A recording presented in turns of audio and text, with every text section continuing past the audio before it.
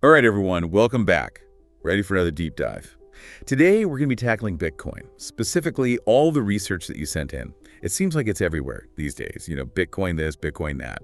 But to be honest, it can be a little bit overwhelming trying to understand what it all actually means. Yeah, for sure. It's definitely one of those topics that can either feel way too simplified or explained in this super jargony way that just leaves you feeling more confused. Like, what am I even reading? Exactly.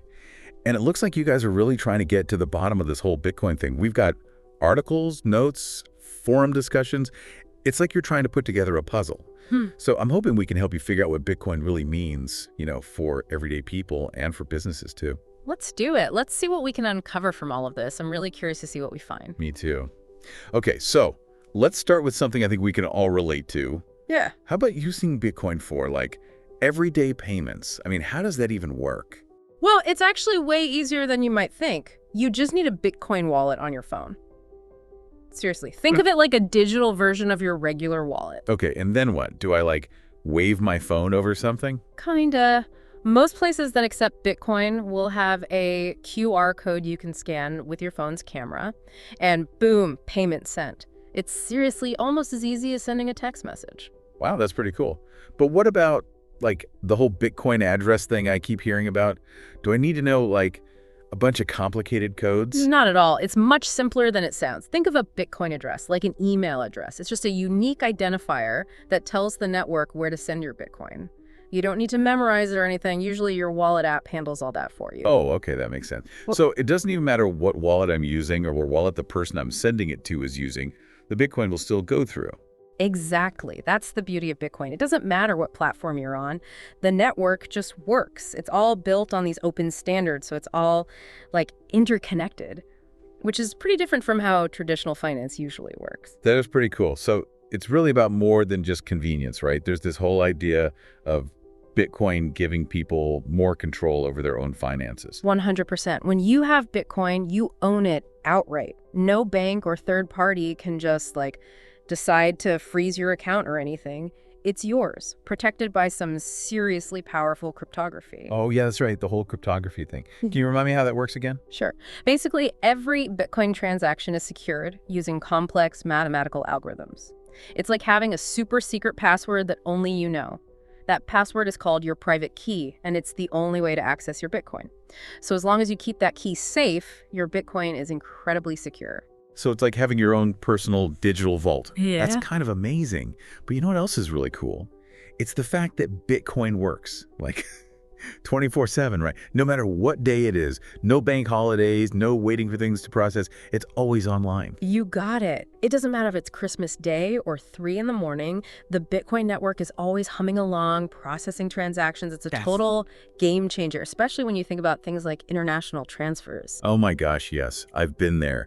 The waiting, the wondering if it's actually gone through, it's so stressful. So with Bitcoin, I could just send money to, say, a friend in another country, and it would just arrive instantly. Well, not necessarily instantly, but definitely much faster than traditional methods. The network needs a little bit of time to confirm the transaction and add it to the blockchain, but it's usually measured in minutes rather than days or weeks. That's still way better than waiting a whole week. And speaking of international transfers, didn't I read somewhere that the fees are a lot lower with Bitcoin? Way lower? Absolutely. You're not dealing with all those banks and intermediaries taking their cut. So yeah, the fees are typically much lower, which is a huge advantage, especially if you're sending money overseas. Wow. I am really starting to see the appeal here. It's like we're just scratching the surface of this, and my mind is already blown. Yeah, it definitely makes you think differently about money, that's for sure. It really does. Okay, so we've talked about how Bitcoin can benefit individuals, but what about businesses? What's in it for them? Oh man, there's a ton of advantages for businesses too, and a lot of them come from the things we've already talked about, like those low transaction fees. Right, especially for small businesses or anyone who's, really watching their bottom line. That could be a huge deal. It totally is. I mean, think about how much money businesses spend every year on processing fees for credit cards and other payment methods. It's a significant chunk of their operating costs. But with Bitcoin, those fees are way lower, so they can potentially save a lot of money. And it's not just about the savings, right? There's also the whole thing about Bitcoin transactions being final.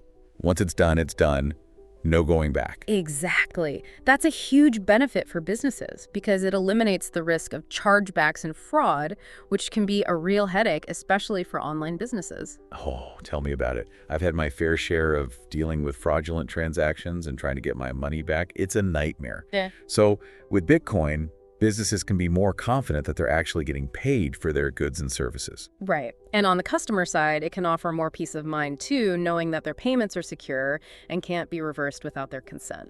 So it's like a win-win for both sides. And you know what else is super cool? It's the whole global reach thing. Like with Bitcoin, a business can potentially sell to anyone in the world, no matter where they are. There are no borders. It's like the internet did for information, but for money. Suddenly, a small business in, say, rural America can easily sell their products to customers in Europe or Asia without having to worry about all the hassle of international bank transfers and currency conversions. And speaking of international transactions, I remember reading something in one of the forum discussions about how Bitcoin can help businesses kind of streamline their accounting processes. Something about the blockchain making everything super transparent. Yeah, that's right. The blockchain is basically a public ledger that records every single Bitcoin transaction. So for businesses, it's like having a permanent tamper-proof record of all their financial activities.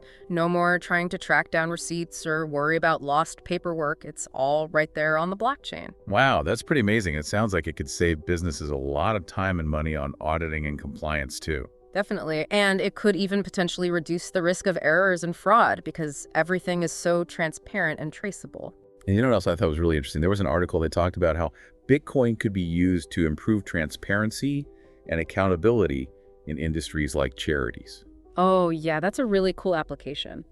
I mean, think about it. If charities started using Bitcoin, donors could actually see exactly where their money is going and how it's being used. It could really boost trust and confidence. It's like no more wondering if your donation is actually making a difference. You could see it all happening on the blockchain. Exactly. It's really exciting to think about all the potential ways that Bitcoin could be used to create positive change in the world. It really is. We've covered so much ground here, from individual empowerment to global commerce, enhanced security, and even the potential to revolutionize entire industries. It's clear that Bitcoin is more than just a digital currency. It's like a catalyst for change. Yeah, and I think it's important to remember that it's still early days for Bitcoin. There's so much potential, but there are also challenges and risks to consider. Like, for example, the whole thing about price volatility. Oh yeah, that's right. I was just thinking about that. We've all seen how much the price of Bitcoin can fluctuate. That could make some people a little bit nervous, right? It can be, for sure. I mean, Well- we've all seen those headlines about Bitcoin's price going up and down like crazy. It's definitely not for the faint of heart. Yeah, I get that. I guess for a lot of people, it feels a lot different from the, relative stability of traditional currencies like the US dollar. Right. And it's important to remember that Bitcoin is still a relatively new thing. As more people start using it and the market matures, we might see those price swings calm down a bit. But for now, it's something to definitely keep in mind, especially if you're thinking about using Bitcoin for your everyday spending. Okay, good to know. So price volatility is one thing, but what about regulation? I mean, Bitcoin seems to be like this whole new world, and I'm not sure governments and traditional financial institutions know what to make of it yet. It's true. It's definitely a bit of a Wild West out there. The regulatory landscape is still very much evolving, and it's different everywhere you go. Some countries are totally on board with Bitcoin, creating these clear frameworks for how to use it, while others are more hesitant, maybe even putting restrictions in place. It's kind of all over the map. So it makes you wonder how all of this regulation, or lack of regulation, is going to shape the future of Bitcoin, right? Both for individuals and businesses. For sure, regulation can be a powerful thing, but it can also be a bit of a double-edged sword. On the one hand, having clear regulations can help build trust and legitimacy, which can bring more people and businesses into the Bitcoin world. On the other hand, if those regulations are too strict, it could stifle innovation and prevent Bitcoin from reaching its full potential. It's a delicate balance to strike. It's like they're trying to fit a square peg into a round hole, right? Trying to apply these old rules to this new revolutionary technology. Kind of. It'll be really interesting to see how it all plays out, how governments and financial institutions ultimately adapt to this new reality. It's going to be a fascinating journey to watch. It really is. So as we wrap up this deep dive, what would you say is the most important thing for our listeners to keep in mind? What's the key takeaway here? That's a great question. I think the most important thing is to approach Bitcoin with a healthy dose of curiosity, but also with a critical eye. Don't just blindly follow the hype or let fear and uncertainty hold you back. Do your own research, understand the potential benefits and risks, and then decide if Bitcoin is the right fit for you and your financial goals. It's like anything else, right? The more you know, the better decisions you can make.